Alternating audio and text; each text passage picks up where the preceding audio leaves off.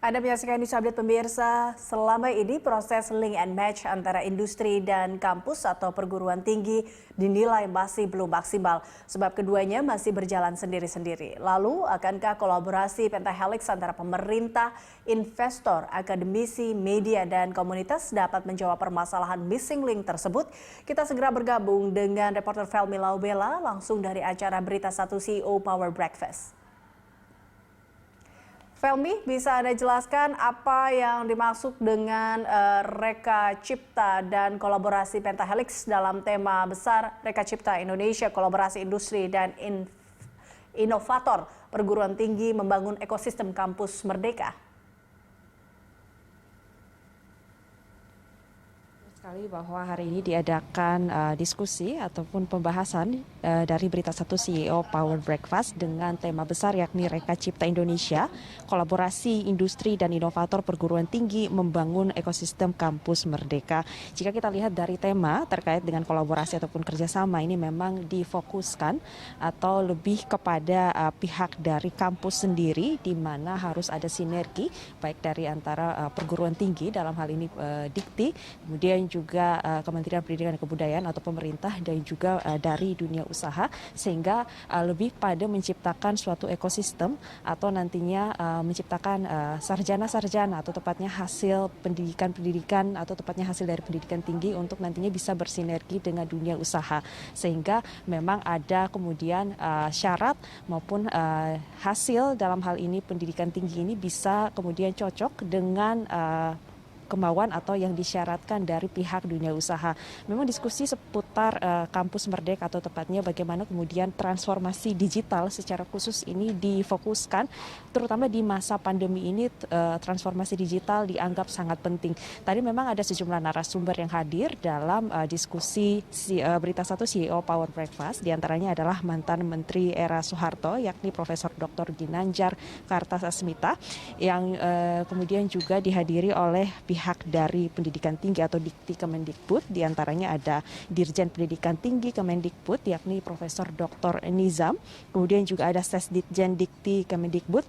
Paristianti Nurwadani, kemudian juga tadi ada dari Dirjen Pendidikan Khusus Vokasi yakni Wikan Sakarinto dan juga ada dari HIPMI dan dari pihak pendidikan swasta dalam hal ini dari Universitas Pelita Harapan perwakilan juga turut hadir dalam diskusi. Kemudian ada poin-poin yang dibahas di sini terkait dengan tadi kami jelaskan transformasi digital di perguruan tinggi ini dianggap penting khususnya di masa pandemi saat ini.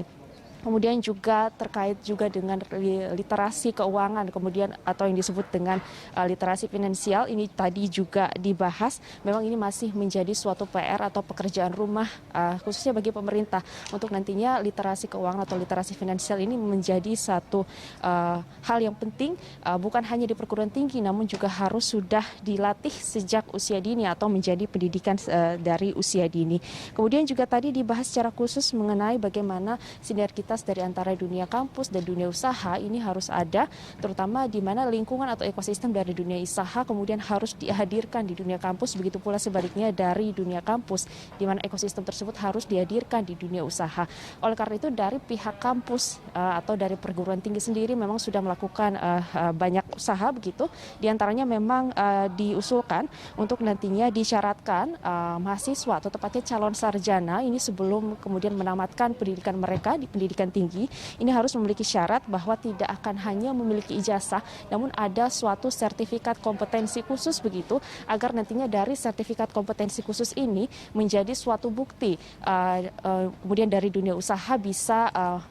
sesuai dengan apa yang kemudian disyaratkan dari dunia usaha pada tamatan-tamatan dari perguruan tinggi. Kemudian juga syarat lainnya selain dari magang yang harus diwajibkan 1 hingga 3 semester, kemudian juga penambahan jam untuk setiap program studi di mana harus ada sebanyak 50 jam per program studi untuk semester atau tiap semester ini juga menjadi syarat yang penting dari pendidikan vokasi untuk nantinya bisa disesuaikan dengan syarat-syarat dari dunia usaha.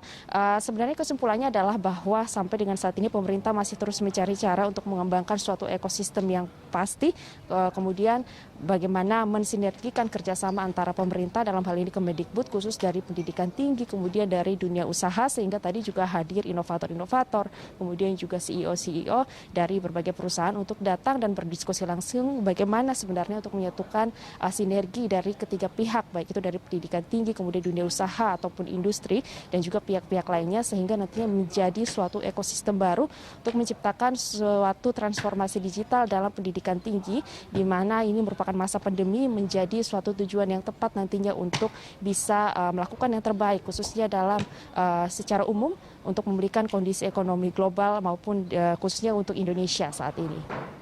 Eliza. Baik, Felmi, terima kasih atas laporan Anda. Pemirsa, demikian laporan Felmi Laubela dan juru kamera Yusuf Fajar serta Fatan Jauhar melaporkan langsung dari kawasan Hotel Arya Duta, Jakarta Pusat.